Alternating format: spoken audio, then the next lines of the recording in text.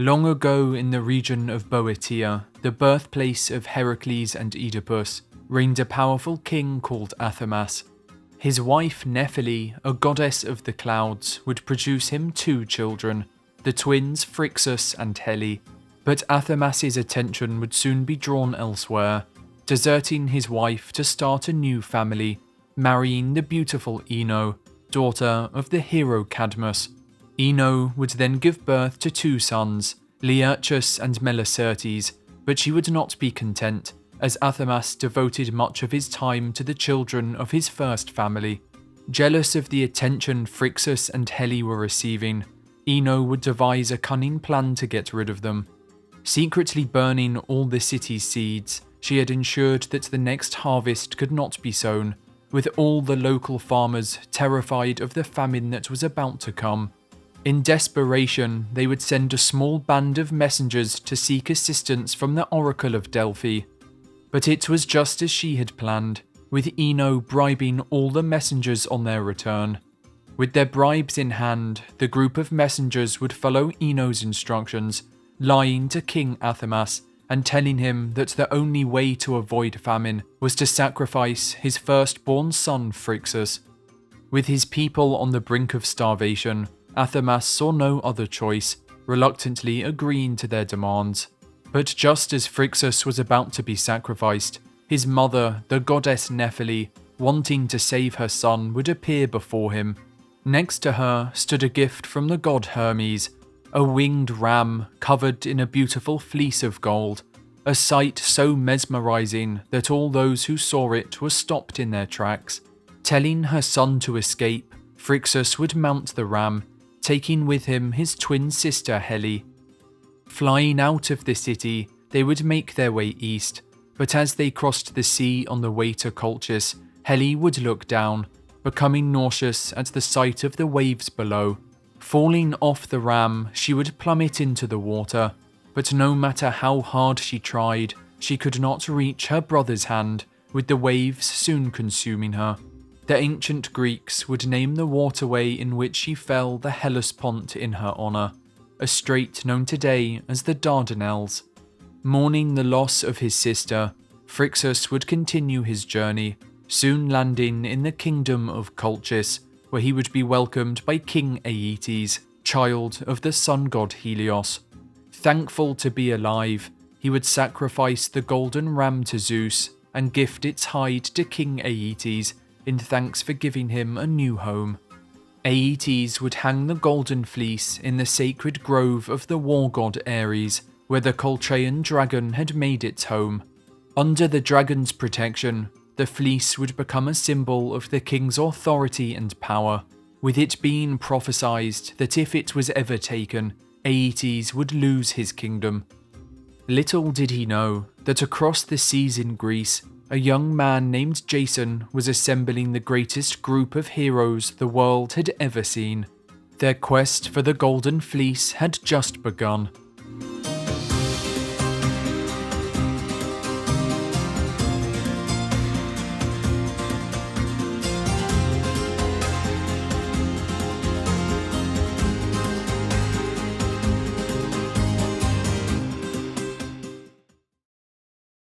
"40 years earlier, Tyro, daughter of King Salaminus, had fallen in love with the river god Oenopus. However, unfortunately for Tyro, Oenopus would reject her advances. Seeing the events unfold from Mount Olympus, Poseidon, the god of the sea, would decide to take advantage of her affections.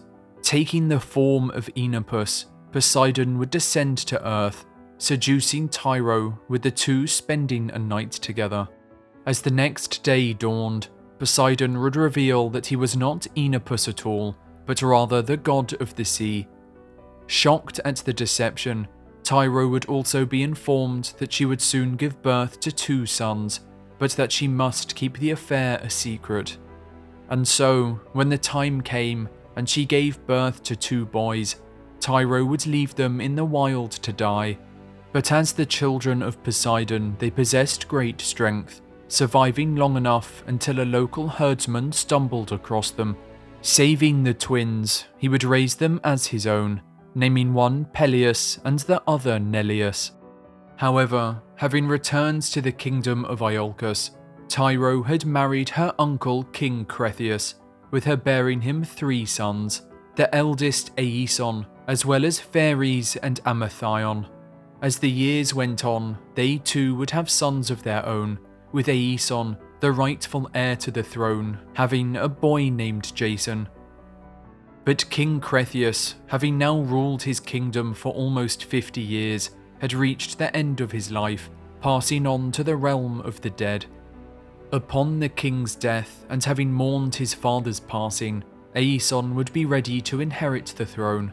But it was at this moment Peleus, the firstborn of Tyro and Poseidon, who had been left in the wild to die, would claim the kingdom of Iolcus as his own, sending in his armies to take the city by force. Fearing for the life of his infant son Jason, Aeson smuggled the boy out of the city, leaving him with the centaur Chiron to be raised. Upon his return to Iolcus, he would find the city ablaze, being quickly caught and imprisoned by Peleus' soldiers. Chiron, the teacher of Heracles and other famous heroes, would raise Jason for 20 years, teaching him athletics, speechcraft, and warfare.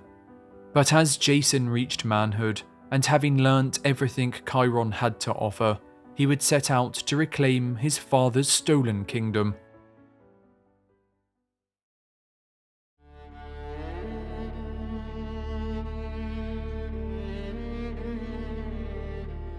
Beginning the journey back to Iolcus, Jason would soon come across a river, its harsh current making it difficult to cross. On his side of the stream sat an old woman unable to pass, with Jason offering to carry her across on his back. But as he did so, the swift current would remove one of his sandals, with him forced to continue his journey with 1 foot bare. However, back in Iolcus, King Peleus, having just asked an oracle the way in which he would die, was advised to be wary of a man with 1 sandal. It was at this moment that Jason arrived at the palace, demanding that the kingdom be given to him. Seeing Jason was wearing only 1 sandal, and hearing the townspeople cheer his return, Peleus realised he could not simply have him killed, so instead came up with a devious plan. He would challenge Jason to retrieve the famous golden fleece from Colchis, an item said to be more valuable than anything else on Earth. If he was able to retrieve the fleece, Peleus promised to forfeit the kingdom, being certain that Jason would die along the way. With his honour on the line, Jason would accept Peleus' offer, but knowing of the dangers that lay ahead, would begin to gather the greatest heroes the world had ever seen.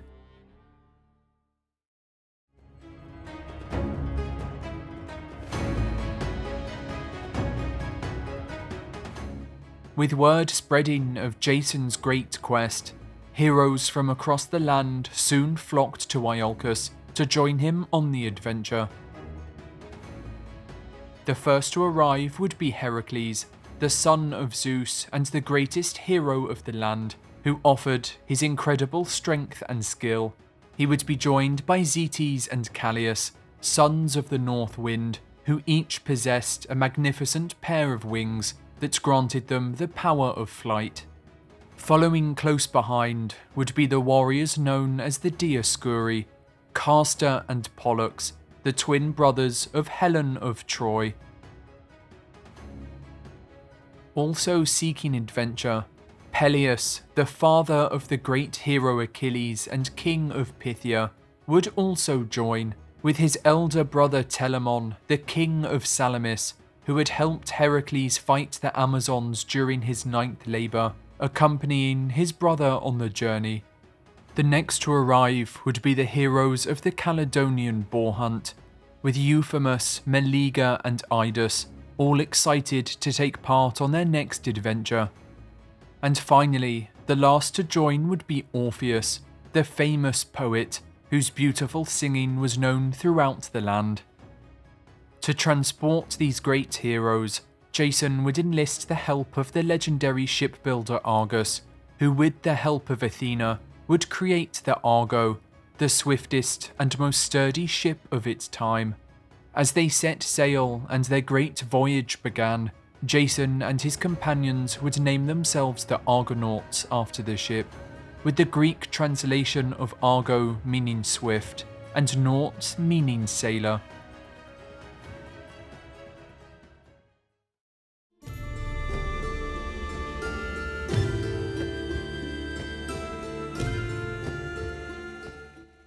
Heading north, they would first arrive at the island of Lemnos, only to discover it was inhabited entirely by women.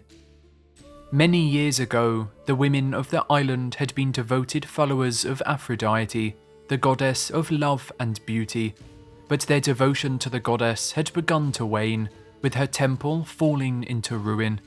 Outraged, Aphrodite would curse the women, causing them to emit a horrible stench, with each of their husbands choosing to sleep with their female slaves rather than spend time with their wives. The women, neglected and feeling betrayed by their husbands, would decide to murder every male inhabitant of the island, including every boy, with them spending many years alone until the Argonauts' arrival. Seeing the heroes arrive, Aphrodite would lift her curse, allowing the women to greet their new visitors. With the smell now gone, Aphrodite hoped that the women would fall pregnant, ensuring the survival of the island's inhabitants, with a new generation of children ready to worship her. Her plan would be successful, and after an entire year had passed, the Argonauts had still not left the island, with Heracles becoming enraged. Assembling his companions, Heracles would shame them for forgetting their quest, reminding the men that they would not become great and famed heroes if they did not retrieve the Golden Fleece. Hanging their heads in embarrassment, the Argonauts would return to the ship, with their journey soon resuming.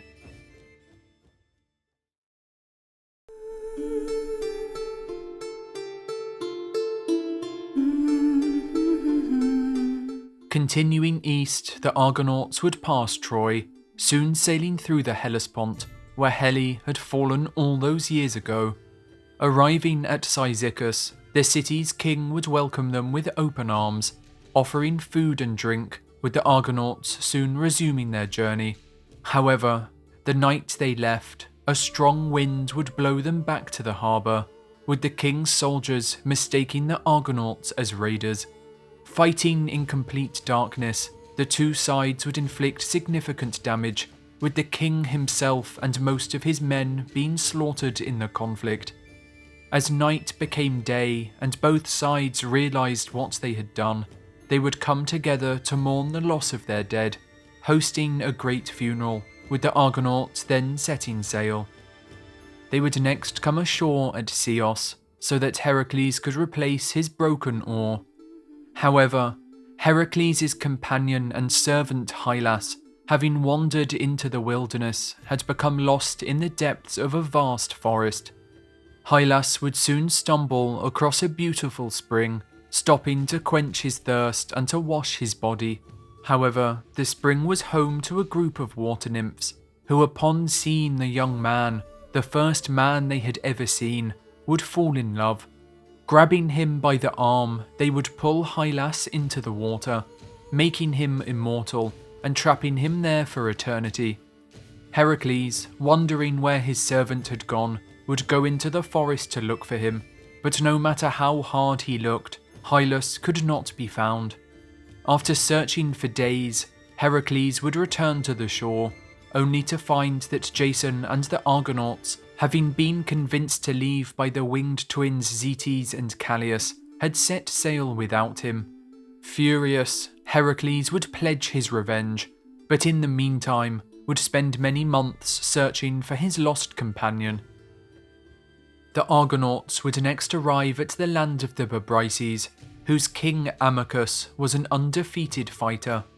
Challenging all those who arrived in his kingdom to duel with him, Jason was offended by the challenge, and missing his greatest warrior Heracles, would send his second best fighter, the demigod Pollux, the brother of Helen and son of Zeus. However, the fight would not last long, as Pollux overpowered the king with ease, ending his life with a powerful strike to the elbow.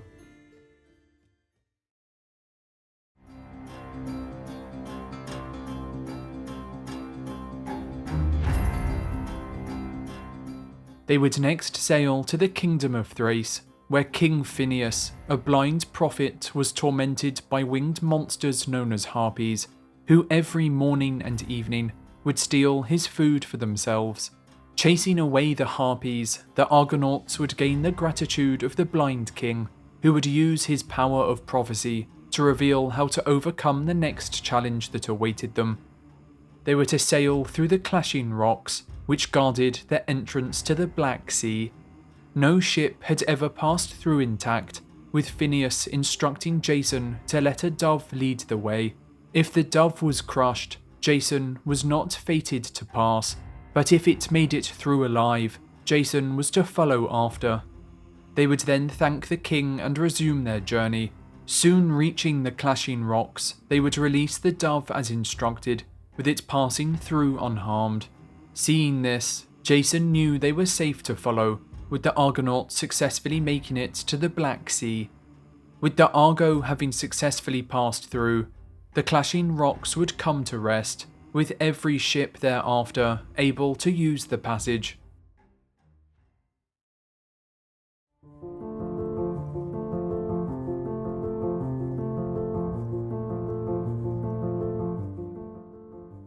Having passed the clashing rocks and sailing along the coastline, they would soon arrive at the kingdom of Colchis, where the Golden Fleece, the most valuable item known to man, was kept by King Aeetes. If you're looking to store some of your wealth, just like King Aeetes in alternative asset classes, then you're going to love today's sponsor. With over 400,000 users, Masterworks.io is a platform dedicated to securitizing blue-chip artwork for both retail and accredited investors. In the past, only billionaires and the super rich were able to invest in art, and that's what's amazing about Masterworks.io. They are now making investing in art accessible to all. With over 75 years of art buying experience, Masterworks.io are one of the largest buyers in the art market today, letting you invest in multi-million-dollar works by artists like Banksy, Andy Warhol, and even Monet. They acquire top works from the best artists, either through public auction or private sale, and then allow members to invest in those individual works.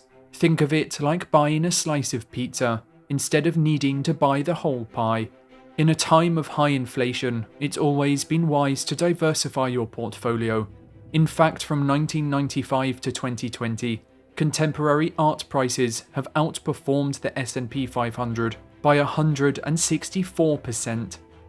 Don't want to wait until they find a buyer to see a return? No problem. Masterworks.io also offers a secondary market on their website, where you can sell your shares to another member. What's even better is that LifeGuide viewers can gain priority access and skip their long waitlist by clicking the link in the description. Click the link in the description and sign up to Masterworks.io today.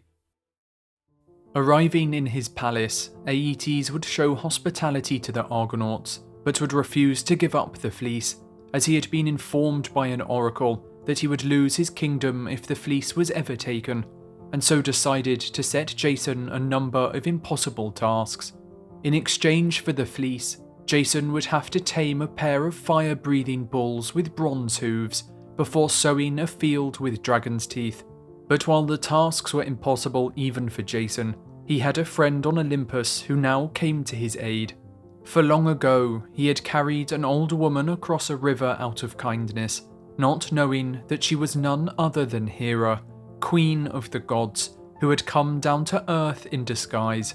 Hera would now repay the debt, making Medea, the beautiful daughter of King Aeetes, fall in love with Jason. Medea was a powerful witch and would offer Jason her aid, giving him a magic ointment that would make him impervious to fire for a single day. Using the ointment, Jason would manage to tame the fire-breathing bulls, as well as sow the dragon's teeth, with the Argonauts and a crowd of spectators cheering him on. Aeetes, seeing Jason overcome the trials, would begin to fear for his throne, demanding that he complete yet another task. Angry that the king had broken his agreement, Jason would refuse his demands, making his way back to the Argo to gather his thoughts. But that night, Medea, still in love with Jason, would secretly take the Argonauts to the Grove of Ares, where the Colchian dragon guarded the Golden Fleece. Helping Jason yet again, Medea would give him a bundle of magical herbs that he could use to subdue the dragon. With the herbs in hand, Jason would put the beast to sleep before grabbing the Golden Fleece. Finally, with the fleece in his possession, Jason and the Argonauts would hastily retreat back to the ship, with Medea joining them on board as they made a quick escape.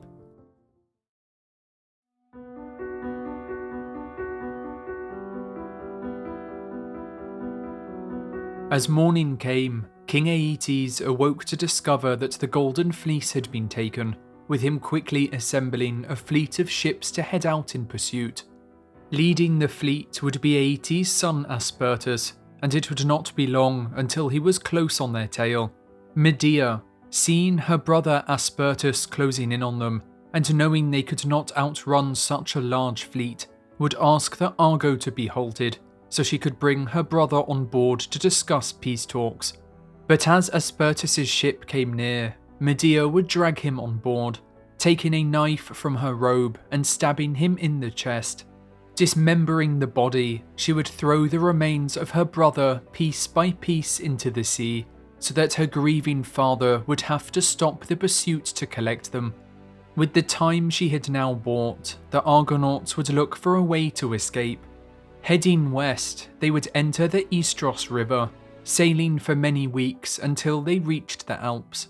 Having come to a dead end, the Argonauts would come ashore, lifting up the ship to travel through the mountains by foot. Finally reaching the Rhodanus River, they would set sail once again, where this time they would enter the Mediterranean Sea.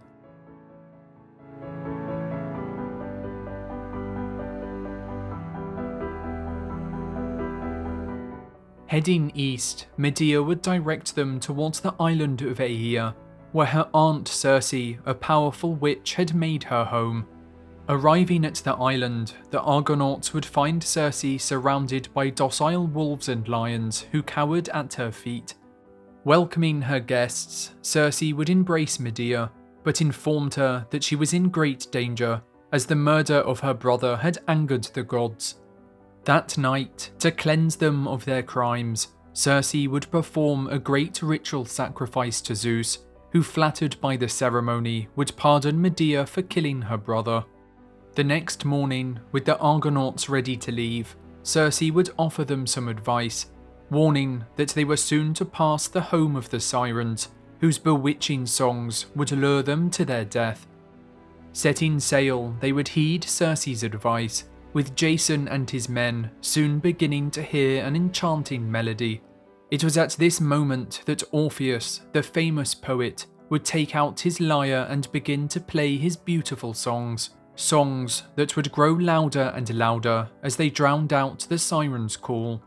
Only when they had passed by safely would Orpheus put down his lyre, with all the men on board cheering and thanking him for saving their lives. Heading back to Greece, their next stop would be the island of Syria, home to the Phaeacians, a kind people who welcomed them with open arms. After facing so many dangers, they would rest on the island for a few weeks, with Jason and Medea hosting a great wedding during their time there. Now married, they would take to the sea once again, finally heading home to Greece. But the love and joy on board the ship would not last long, for a great storm would blow them off course, all the way down to the African coastline, where the Argo would become stranded in the sand.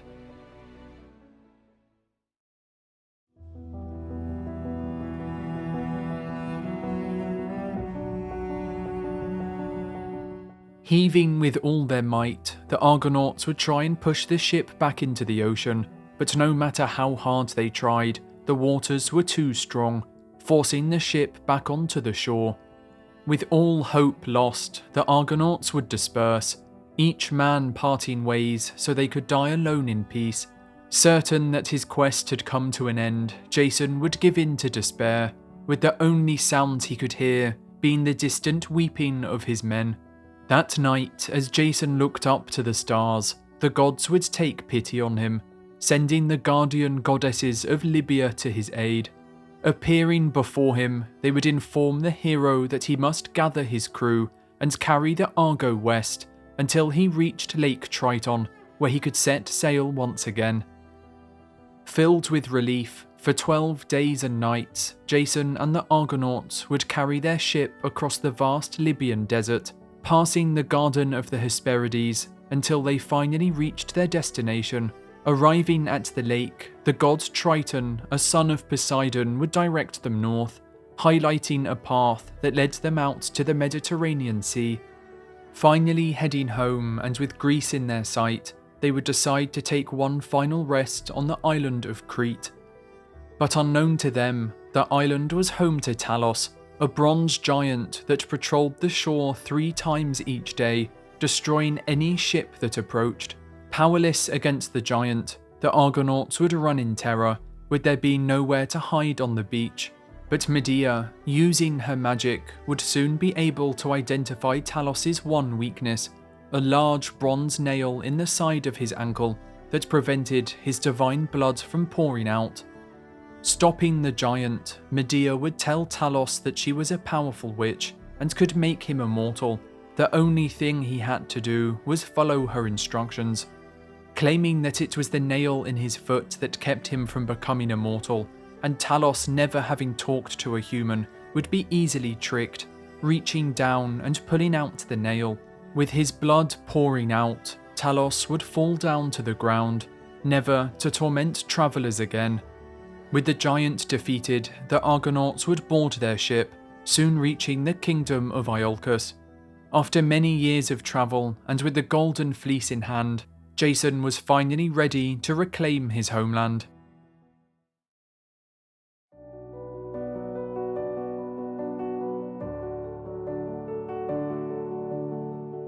Arriving back in the city, Jason would learn that King Peleus had put his father to death during his absence, with revenge now the only thing on his mind.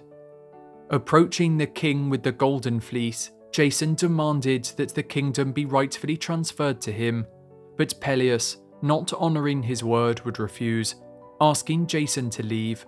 However, Medea, realising the king would never give up his throne, came up with a cunning plan. Inviting the king's daughters to attend, Medea would chop up an old ram into pieces, boiling it in a cauldron for all to see. Using her magic, the ram would come back to life, jumping out of the cauldron with its youth restored. But Peleus's daughters, having seen their father grow old and weary just as the ram had, desired him to be rejuvenated as well. And so, when Medea told them she could perform the same magic on the king, their faces lit up with joy. Sneaking into Peleus's room when all were asleep, they would chop him into pieces and throw him in the cauldron, eagerly awaiting Medea's return the next morning. But upon seeing the king butchered by his own daughters, all Medea could do was laugh, her cunning plan having worked exactly as foreseen. With Peleus now dead, Jason was ready to take the throne. However, the king's son Acastus would discover Medea's involvement in the gruesome murder, driving her and Jason from the city.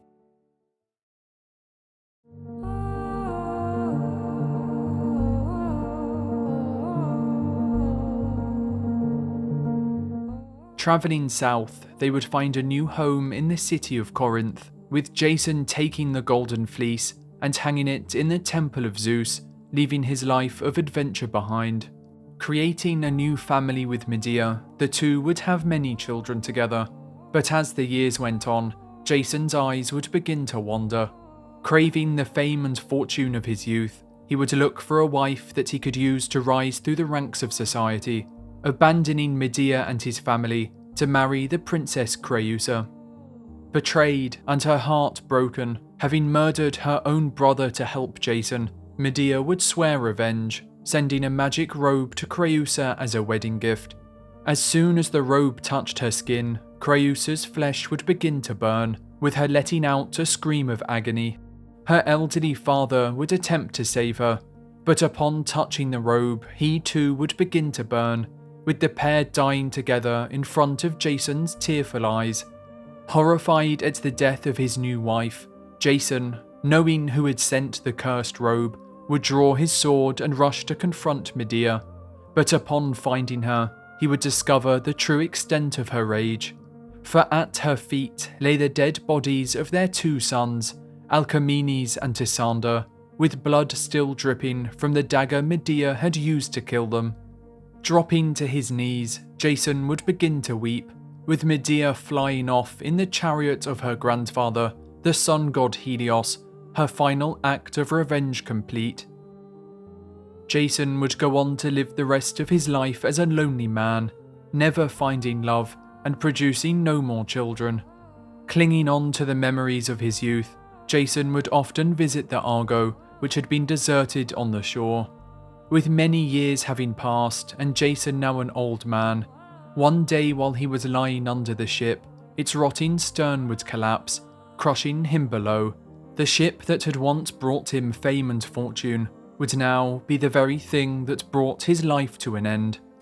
As for Medea, she would flee to the city of Athens, gaining refuge and using her beauty to seduce King Augeas.